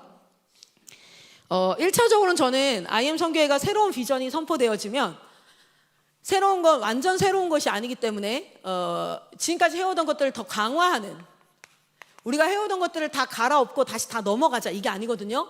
그래서 강화하는 지금 제가 얘기하는 건 교육사역을 강화해야 됩니다.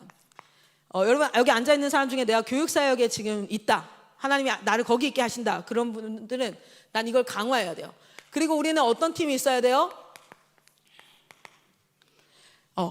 새로운 사역을 만들어서 전도하고 우리가 이 사역을 강화하고 그리고 새로운 사역을 뭐 해야 됩니까? 만들어내는 그런 팀들이 있어야 된다는 거예요.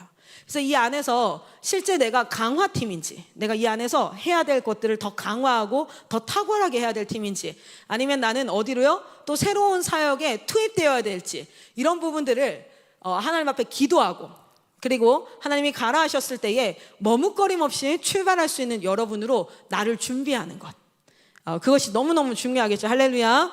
그러면 천국은 내 마음의 구미에 맞아서가 아니에요. 그게 아니라 하나님이 주인 되었을 때에 내가 풍랑이는 곳으로 뛰어들어가도 거기가 천국인 줄 믿습니다. 내가 이 자리에서 하나님이 하실 일들을 감당하는 것, 그것이 내가 주인이 아니라 하나님이 주인 되셔야 돼요. 우리가 착각하는 것 중에 하나가 무엇입니까? 난 뭘 잘하지? 그래서 나는 뭘 해야 되지?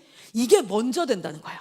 그게 먼저 되는 게 아니라 하나님을 향한 믿음과 하나님이 하실 일들이 먼저 될 때, 그때에 하나님께서 나에게 주셨던 재능들과 이런 것들이 발견되어지고 가치가 발현되어지는 것이죠. 자, 근데 교육사역의 현장을 한번 봅시다. 지금 뭐 많이 이제 영상에서 나오는 거니까 이거 한번 볼까요? 이건 대표적으로 그냥 KBS에서 지금 나왔죠. 학교 교사가 이틀 전 자신의 학교에서 숨진 채 발견됐습니다. 저 역시도 여기 선생님께서 겪으신 일을 매해 거의 겪어왔고요. 제 말이 끝날 때마다 저급한 발언으로 수업을 방해하는 6학년 아이를 대하면서도 제가 할 수 있는 최선의 대응이 정색하며 저지하는 것밖에 없다는 현실에 최근 불거진 교권 침해 사례와 뒤따른 교권 보호 대책들을 정리해봤습니다. 서희초 20대 초반 초등교사의 죽음으로 대한민국 교실의 현주소가 수면 위로 드러났습니다. 지금 한 2달 정도 됐는데 그 전부터 계속 불거졌던 문제예요. 눈치를 보며 라면을 먹고 있습니다. 지금 수업 이런 시간이죠. 모습을 사회 관계망 서비스로 실시간 방송합니다. 그런데 선생님은 강의 중입니다. 이 방송 제목은 수업 시간 해장. 교사가 한 차례 제지했지만 SNS 방송은 수업이 끝날 때까지 이었다. 요즘 초등학교에선 받아쓰기를 하지 않는데 그 이유가 아동학대 때문이라는 내용입니다. 자기가 틀렸을 때 수치감을 준다는 거죠. 아이들에 대한 정서적 학대라고 주장하면서 민원을 제기하고 신고까지 한다고 합니다. 지난해 11월 당시 교육부 육급주무관이던 학부모 A씨가 새로 부임한 초등생 자녀의 담임교사에게 보낸 메일 내용입니다. 아이가 왕의 DNA를 가졌다며 왕자에게 말하듯 듣기 좋게 돌려서 말해주고, 하지마 같은 제지하는 말은 절대 하지 말 것. 자녀 지도에 대한 불만으로 전 담임교사를 아동학대로 신고해 직위 해제 처분을 받게 한 직후 새로운 담임에게 이런 편지를 보냈습니다. 전국의 교사들은 교권 보호를 위해 집회에 나왔습니다. 아동학대법 개정, 수업권 법제화 등을 촉구하며 교권 추락으로부터 벗어나고자 하는 움직임을 보였는데요. 이후 교육부는 서희초 진상규명과 더불어 교권 회복을 위한 대책을 구체화했습니다. 먼저 교사들을 가장 힘들게 했던 학부모 민원으로부터의 보호입니다. 학교에 민원 대응팀을 설치해 학부모의 악성 민원과 교사를 분리하는 등의 내용이 확정됐습니다.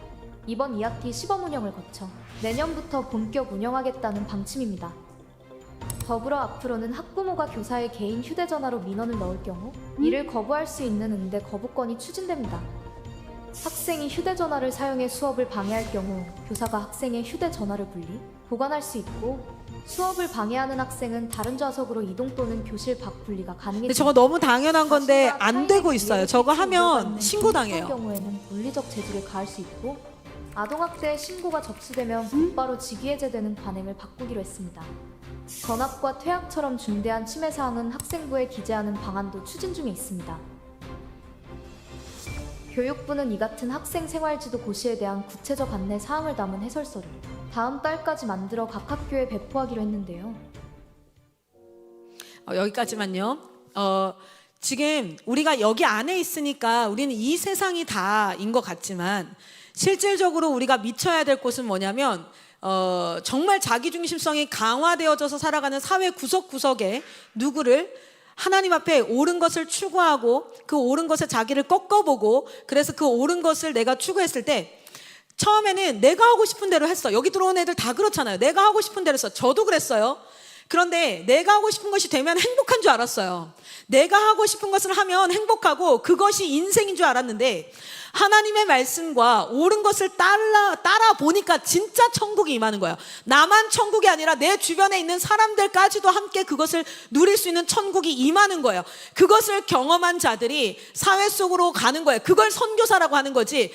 머리에 많은 지식을 가지고 교리를 가지고 내가 트리플 배웠어, 내가 이런 거 했어, 내가 한다섯 살 섬겼어 라는 머리의 지식이 아니라 영의 순종함으로 실질적인 훈련이 된 자들이 뭐 하는 겁니까? 천국을 누리고, 그리고 그 천국을 누려가면서도 여전히 내가 악인의 길에 서 있을 수 있어. 그래서 매일같이 큐티하고 말씀을 붙잡고 하나님이 나를 지도하셔야지만 내가 진짜 천국이야 라는 것을 아는 자들이 사회 속으로 들어가서 그곳에서 그것을 누리지 못하는 자들에게 처음에는 욕을 먹더라도, 처음에는 그들이 너무 강하게 거부하더라도 뭐 하는 거예요? 십자가에 죽으실 때까지 침 뱉는다고요. 너 때문에 죽는 건데, 너 살리려고 죽는 건데 침을 뱉고 사람들이 조롱합니다. 야, 네가 진짜 왕이면 내려와봐, 천사들 데리고 내려오게 해봐. 그렇게 조롱함에도 불구하고 끝까지 그 일을 이루시고 순종함으로 이루셔서 그들에게 무엇을 선물하는 것? 구원을 선물하고, 그래서 하나님의 나라를 경험하고, 그러니까 내가 손가락질했던 거, 내가 하나님 앞에 그랬던 게 다 자복하고 회개가 되어지고 그 죄가 깊은 곳에 은혜가 더하여서 그들이 누리는 천국을 또 다른 누군가에게 전달하고, 이것이 우리 사역의 핵심이라는 거예요. 할렐루야. 여러분, 지금요 우리가 가야 할 곳은 단순히 교육 선교사님들 잘 생각하세요. 단순히 여기 있는 애들 말 잘 듣게 만드는 게 아니에요. 여기에 있는 3년째 장아찌인 걔 때문에 마음 상하고 좌절하고 낙심해서 이 사역이 맞나 아닌가 고민하게 하는 것이 누구입니까?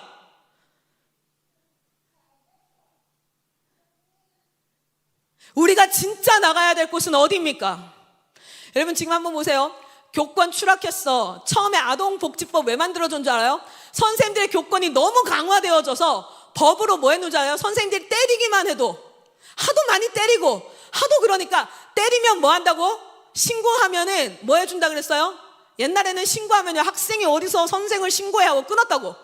그래서 신고하면 무조건 직위해제 시켰어요. 그렇게 법을 만들었어. 해결됐어요? 아니요. 또 다른 문제가 나와요. 뭐요? 그걸 이용해서 이제 부모들이 학생들이 선생을 막 하는 거야. 둘 다 지옥이야. 그렇게 해서 또 법을 만들었어요. 어떤 법을 만들어요? 교권을 보호하자. 그러면 이 문제 해결될까요? 10년 뒤 보십시오. 교권이 너무 강화돼서 또 애들이 피해본다 할 거야. 그럼 또 법이 만들어지겠지. 법으로 해결되는 문제가 아니에요. 저건 뭡니까? 각 개인이 하나님 앞에 하나님이 창조하신 인간됨을 회복하면 그냥 끝나는 문제예요. 다음 영상 한 번만 보여주세요.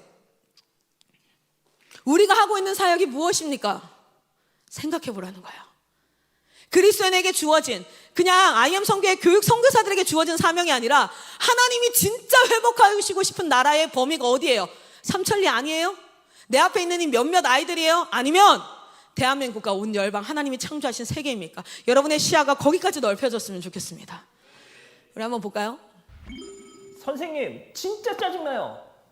자, 역시 사반 가족께서 제보해 주신 사건인데요. 직접 음성 들어보시죠. 여보세요?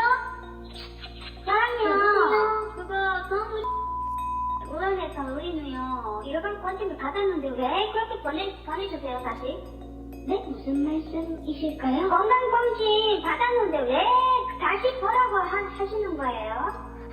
오늘 받았는데 제가 지금 학교에 있는 게 아니라 가지고요. 아니 근데 기록사 돼 있는데 우리는 소유를 제출했는데 왜 그렇게 자꾸 다시 보라게 왜 그렇게 반복하시는 거예요?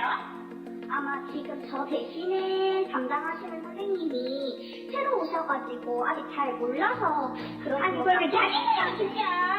근데 제대로 받았는데 왜 그렇게 막 내것만 말씀하시는 거예요. 그렇게 그쪽에 잘못인데 왜 그렇게 우리한테 그렇게 짜증나게 하시는 거예요. 진짜 짜증해요. 어머니 그거를 저한테 하실 문제는 아닌 것 같은데 제가 아니 선생님이 탓이에요. 인계를 잘 못해가지고 그랬지. 어머니 제가 인계를 진짜 짜증해요. 어머니 정말요. 일을 못하셔가지고 진짜 짜증내요. 그러니까 기업이라면서 진짜 짜증내는 사람이에요. 어머니, 정말 이런 상황 절대로 일어나지 않기로 하세요. 다시 하나님께서 조절 들어갔으니까요. 교육청에는 그 교육청에서도 그러니까 그거로 각오하세요. 진짜로 제 것을 하는 거예요. 진짜로 아침부터. 지옥을 만든 건 저 아줌마예요. 그렇죠? 끊어주세요. 보세요. 지옥을 만든 건 저 아줌마예요. 자기가 짜증을 냈고 상황은 이건 거야. 결석을 했고 그래서 병원 서류를 보내줘야 되는데 2번을 보냈어요. 근데 이제 3번째 다시 보내라는 연락이 온 거야. 그럼 잘 봐요. 그냥 보내든지 아니면 저걸 표현하는 법을 배웠든지 이런 상황이 나는 좀 불편하다. 이건 좀 개선을 해줬으면 좋겠다. 근데 어른이면 1-2번은 참을 수 있어야 되거든요. 그죠? 개선해달라고 3번, 4번을 얘기했는데도 안 돼서 내가 지금 굉장히 지금 좀 불쾌하다 라고 얘기를 하든지 그런 것들을 배웠든지 아니면 실제 그냥 3번 정도는 보내줄 수 있든지 너그럽든지 봐보세요. 이게 법적으로 교권을 보호한다고 해결될 문제입니까? 여러분 지금 우리는 하나님의 나라가 이 땅 가운데 임하기를 소망해요. 할렐루야. 여러분 저는 이 세상이 그러니까 내가 신앙생활하면서 천국 가고 내가 좀 행복해지고 내가 교회 안에서 신앙생활 좀 잘하는 게 아니라 하나님은 계속 성경에서 뭘 얘기하냐면 이 땅은 전체가 타락하고 부패했어. 그런데 난 이 땅을 이 세상을 이처럼 사랑하사 독생자를 주었다고 얘기해요. 그런데 그 첫 복음을 누구에게 줘요? 인간에게. 왜? 하나님의 형상대로 지음받아 이 땅을 통치하라고 했는데 니네가 불순종함으로 이 땅 자체가 지금 어떻게 됐어요? 죄악이 됐으니 내가 너희에게 다시 십자가의 복음을 주어서 이 땅을 회복하는 일에 내가 너희를 쓰기를 원한다. 성경은 끊임없이 얘기하고 있어요. 그런데 여전히 우리는 개인의 신앙, 내가 좀 힘들면 모든 게 다 사라져요. 내가 하고 싶은 게 안 되면 하나님도 없는 거예요. 내가 지금 레고 하고 싶다고 기도하는데 왜 안 들어주냐고 내가 말하잖아.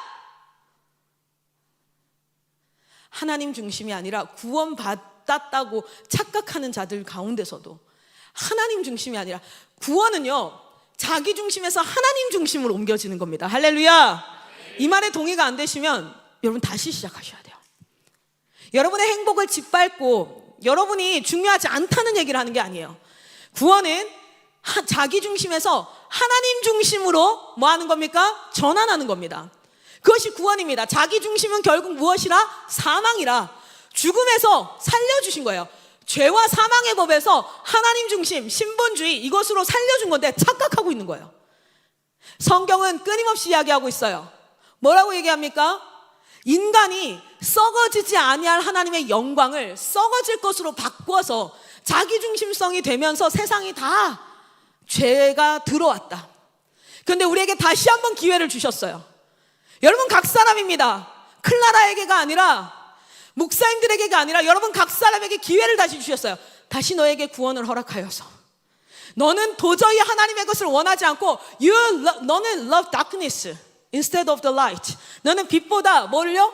어둠을 좋아하지만 성령이 임하시면 그럼 뭐가 되어져요? 그 안에 빛을 사랑하는 마음이 살아나기 시작하는 거야. 근데 여전히 어둠이 존재하니까 분별하라고. 악인의 길인지 의인의 길인지 분별하라고. 그리고 이제는 선택할 수 있어. 이제는 성령으로 말미암아 네가 선택할 수 있어. 제발 눈을 뜨고 하나님 앞에 매일같이 아침에 큐티와 말씀 훈련을 왜 합니까? 분별하라고 기준 주는 거 아니에요. 저녁마다 왜 예배함으로 회개함으로 끝나라고 합니까? 네가 잘못할 수 있다. 오케이. 그러나 돌이켜. 오늘 하루가 가기 전에 고집 부리지 말고. 그것이 너에게 유익이야. 그것이 너에게 천국이 임하는 길이야. 예수 믿으면서도 지옥 같은 삶을 살 수 있어요. 불평, 원망, 난 뭘 해도 안 돼. 사람들이 날 인정하지 않아. 맨날 뭐라 그래. 난 맨날 눈치 봐야 돼. 난 사람 신경 쓰면서 살아. 너 때문이야. 하나님이 그런 게 아니라 지옥은 네가 만들고 있다고. 지옥은 네가 만들고 있다고. 지금 이걸 해야지 행복할 것 같은 마음. 그런데 여러분, 저도 말씀 안 보고요, 기도 안 하잖아요. 제 안에 막 물밀듯이 올라옵니다. 자기중심성과 사람을 미워함과 내 자신을 향한 연민과 상황과 막 올라옵니다. 근데 여러분 아십니까? 천국이 임한다는 건 하나님의 말씀과 기도 가운데 있을 때, 그때에 하나님께서 뭐 하기 시작하세요? 그가 통치하시고 다스리시는 나라. 그건 찬양 속에서만 존재하는 게 아니에요. 저 문 열고 나갔을 때 여러분의 삶 가운데 진짜 임할 수 있는 하나님의 나라의 실제입니다. 할렐루야. 그걸 다 알아서 이렇게 사역하는 거 아니에요. 나도 실수하고 나도 몰라요. 그런데 나보다 더 모르는 이제 태어난 우리 아이들, 여러분들에게 그것을 조금이라도 전수하고 있어요. 그래서 하나님 앞에 더 면밀히 기도하는 건 내 안에 있는 의인의 길이 아니라 악인의 길이 나의 자녀들에게, 내가 사역하는 대상들에게 전수되어질까 봐 그렇게 두렵고 떨림으로 하나님 앞에 기도하는 거예요. 아침마다 하나님 앞에 나를 도우시라고. 왜냐하면 클라라가 잘나야 되는 게 아니라 내 이 죄가 흘러서 저들에게 가면 안 되잖아. 저기에도 죄가 있어요. 내 죄가 흘러가면 제가 뭘 확신하냐면, 그래 이게 맞는 거구나라는 걸 확신해 버리니까. 그래서 하나님 앞에 두렵고 떨림으로 사역의 자리에 서는 거예요. 여러분, 모든 그리스도인이 하나님 앞에 그렇게 서기를 간절히 소망합니다. 여러분 보십시오. 우리 오늘 한다살 하는 의미도 비전으로 해석하라는 게 무슨 말이에요? 말씀으로 내가 하는 일들을 비전을 투영하라는 게 뭡니까? 한다살에 오늘 내가 신발을 정리하든 등록처를 하든 뭘 하든지 간에 이 사역은 어떤 사역이에요? 죄와 사망의 법에서 생명의 성령의 법으로 옮기는 사역인 줄 믿습니다. 옮겨진 사람들이 분별하지 못하고 옮겨졌으면, 여러분 마태복음 7장에 좁은 길과 넓은 길 있죠? 사람들이 착각하는 게 뭔지 알아요? 좁은 길은 그리스도인의 길이고 넓은 길은 넌 크리스찬의 길이라고 착각해요. 아니에요. 틀렸어요. 문을 통과한 사람들이에요. 문은 뭡니까? 양의 문, 구원의 문을 통과한 사람들한테 하는 얘기야. 넌 크리스찬과 크리스찬을 얘기하는 게 아니라 구원의 문을 통과한 그리스도인들 앞에 넓은 길이 있고 좁은 길이 있다는 거예요. 좁은 길은 무엇입니까? 하나님 중심으로 살아가는 그 길. 그래서 내 안에 있는 악인의 길과 가인의 모습과 자기중심성을 잘라내면서 가야 되는 그 길. 넓은 길은 뭔지 아세요? 구원 받았음에도 불구하고 그런 분별 없이 어떻게 가는 겁니까? 그냥 내 중심으로 사는 거야. 여러분, 이 말씀이 여러분의 지금 서 있는 자리가 분별되어지시기를 축복합니다. 우리 찬양단 올라와 주시겠어요? 사실은 영상이 하나 더 있죠. 그런데 제가 이 영상을 여러분에게 같이 공유했던 이유 중에 하나가, 한 가지 영상은 뭐냐면 미국과 독일도 동일하다는 거예요. 흔들리는 위상, 해외도 교권 확보가 골몰, 머리를 싹 이렇게 머리를 이렇게 하고 있다. 실제 지금은 미국은 그 교권 확보를 위해서 경찰을 상주시키고 있습니다. 학교에. 왜냐면 아이들이 총기도 소유지가 가능하기 때문에. 그리고 독일은 얼마 전에 한 여성 교사가 훈계를 했다는 이유로 한 남성 학생에게 총을 맞아서 죽었어요. 지금 한국만의 문제가 아니에요. 이게 그냥 한국의 도덕성의 문제가 아니라 마지막 시대로 가면서 인간이 하나님의 창조하신 인간됨을 잃어버리고 자기중심성의 극대화가 뭡니까? 나 말고 다른 사람은 다 하대하는 거거든요. 자기중심성의 최고봉은 그거 아니겠어요? 지금 그 현상들이 나타나고 있는 가운데 그리스도인은요, 우리가 여기서 어떤 꿈을 꾸고 살아가야 되는가? 여러분은 이 땅에서 무슨 꿈을 꾸고 살아가길 원하십니까? 저는 진짜 여기 있는 사람들, 아까 저 뒤에서 사진 찍었어요. 왜 찍은 줄 알아요? 제가 사진 찍으면서 하나님 앞에 이렇게 기도했어요. 하나님, 여전히 하나님의 사람들이 남아있어요. 여기 있는 사람들만 힘을 모아서, 진짜 마쌤이 이런 얘기 하잖아요. 되게 허무맹랑한 것 같은데 난 그 꿈에 눈물이 나요. 일주일에 1명씩만 전도하면 52명이고 그 100명이면 1년이면 5,200명이야. 난 그 말에요 눈물이 나요. 왜냐면 그 사람 중에 한 명이 저였거든요. 누군가 전해주지 않았다면 그 복음을 들을 수 없었던 자가 저였거든요. 모르겠어요. 여러분 집에 가서 믿는 부모님, 믿는 형제들, 뭐 그들이 뜨겁든지 안 뜨겁든지 어쨌든 교회 출석하는 그런 가정에 있어서 여러분은 그 갈급함이 없는지 모르겠는데,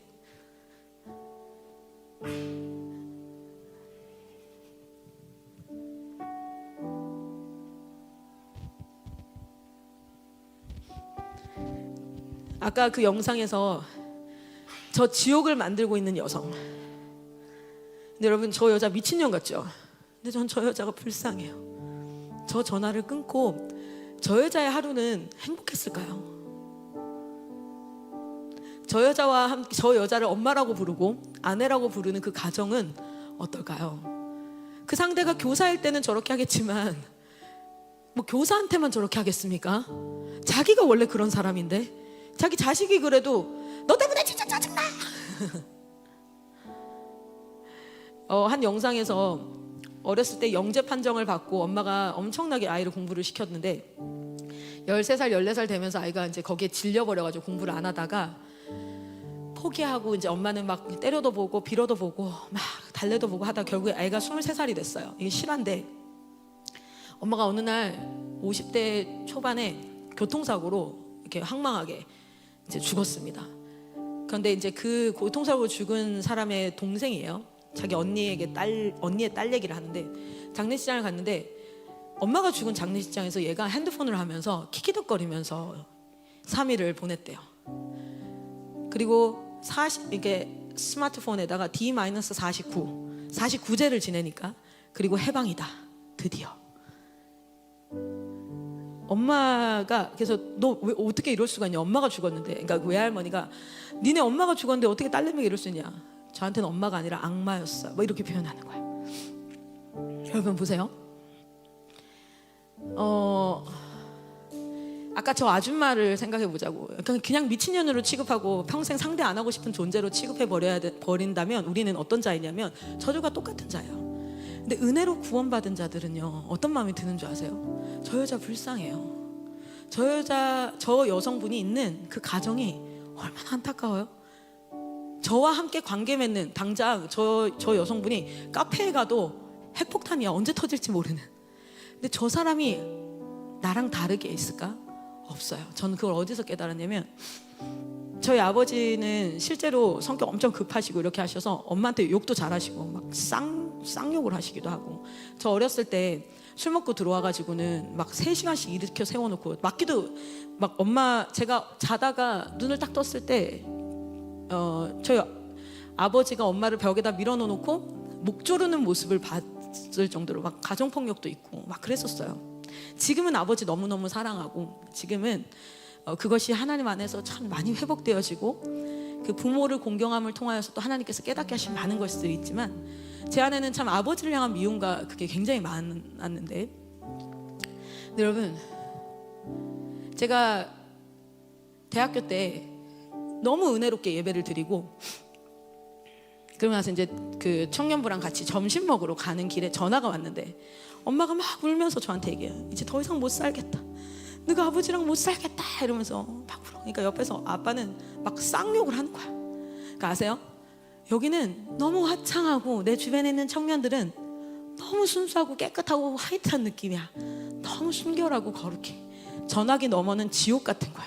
난 그 사이에 서 있는 거지.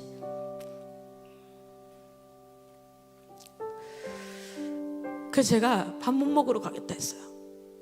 그리고 예배당으로 막 뛰어갔어요. 그리고 그 강대상 왼편에 그 스피커 앞에 그걸 붙잡고는 하나님, 내 인생은 왜 이렇게 아빠가 너무 미워서 아빠가 빨리 죽었으면 좋겠어요 라는 마음이 나오더라고요. 근데 그때 하나님께서 저에게 뭐라고 응답하셨냐면 이렇게 얘기하셨어요. 저는 저와 저희 아빠가 다르다라는 생각인데, 만약에 너희 아빠가 너처럼 17살에 나를 만났다면 너희 아빠는 그렇게 되지 않았어. 그 마음을 주시는 거예요.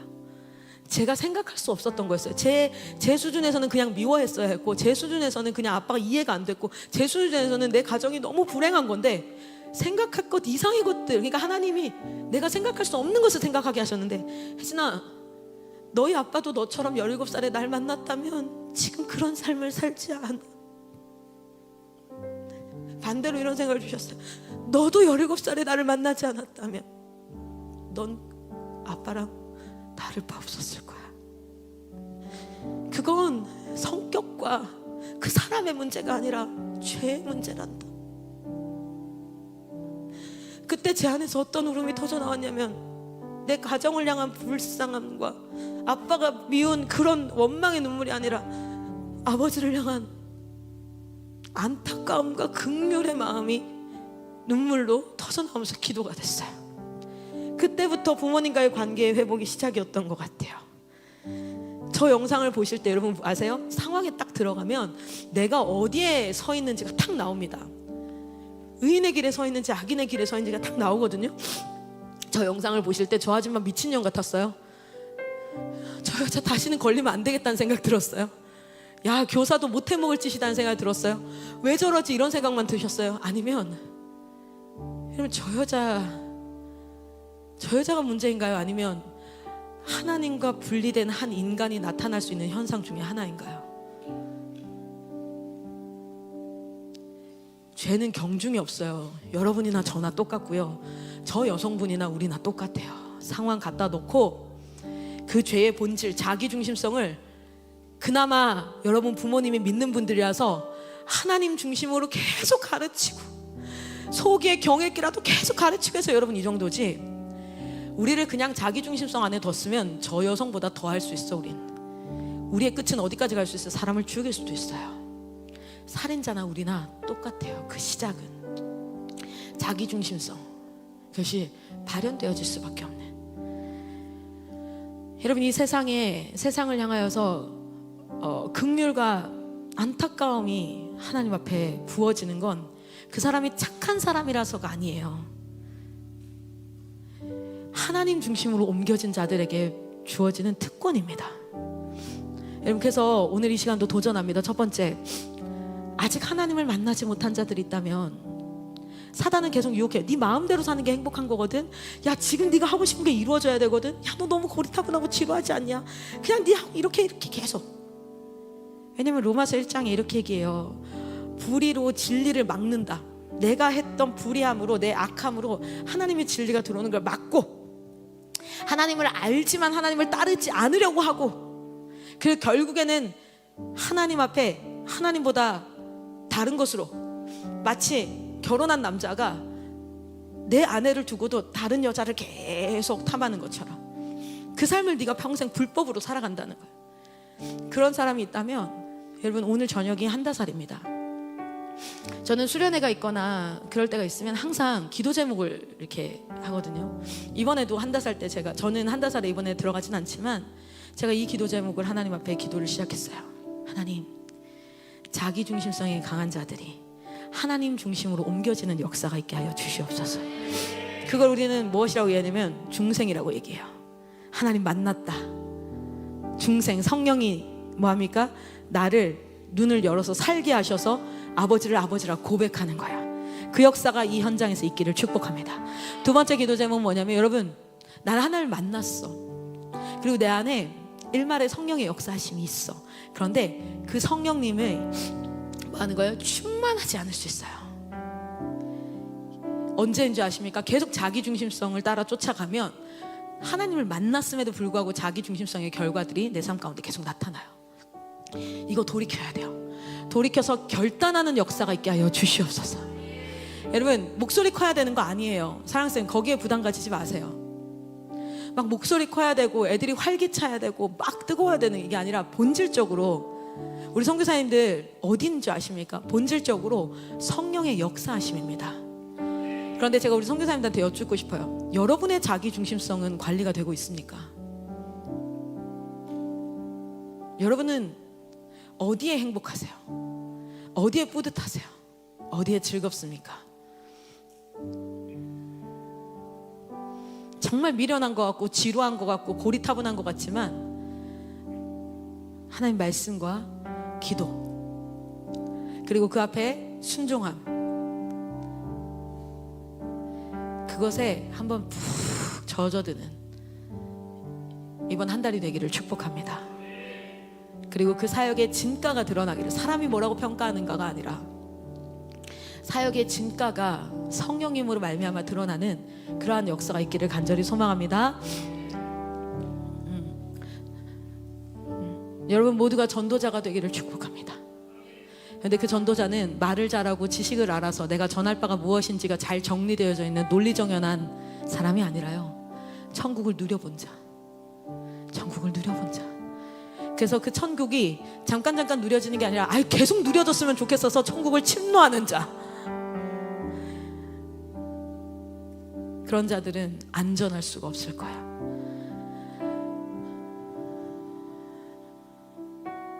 우리 이 찬양 제가 대학교 4년 내내 매주 금요일마다 불렀던 찬양이거든요.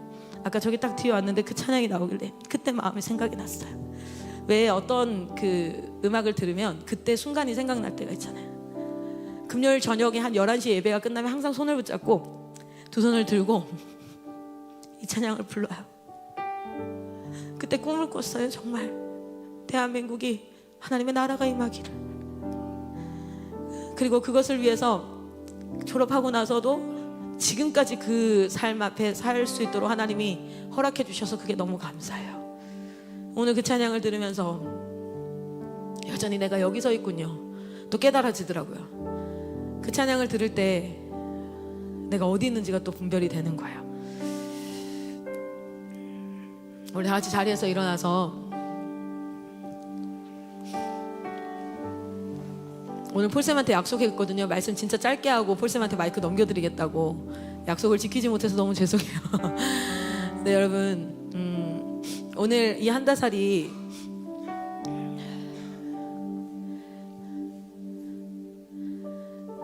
모르겠어요. 성령께서 여러분 마음을 추장하시기를 소망합니다.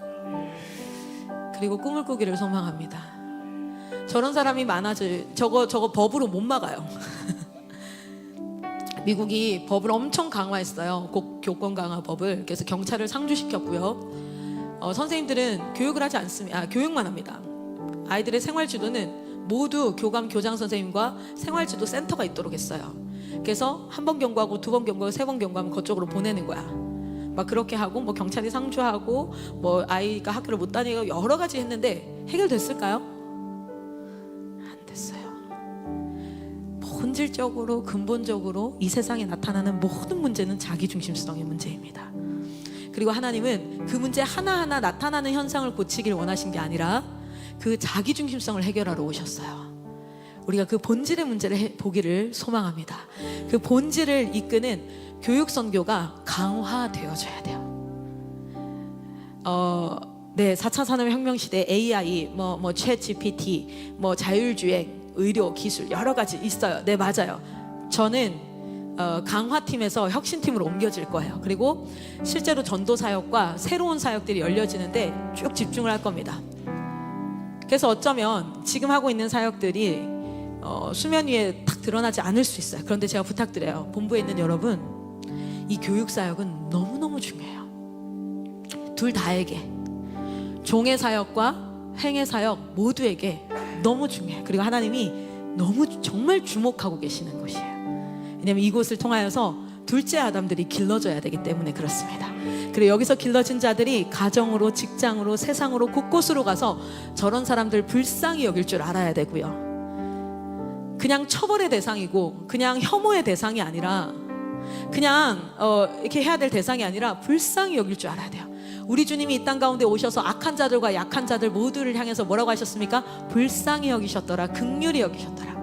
불쌍히 여기고 그들의 본질적인 모습은 저 말과 행동과 태도가 아니라 자기중심성에 있어. 그래서 저것을 해결하기 위해서 눈물로 기도하는 한 사람, 그리고 그것을 통해서 전도가 일어나고, 그리고 저들이 이제 그 자기중심성에서 하나님의 나라로 옮겨지고 그 옮겨진 하나님의 나라에서 거룩한 하나님을 닮아가는 그 모든 여정을 함께할 러닝메이트들, 바로 부활의 증인들인 줄 믿습니다.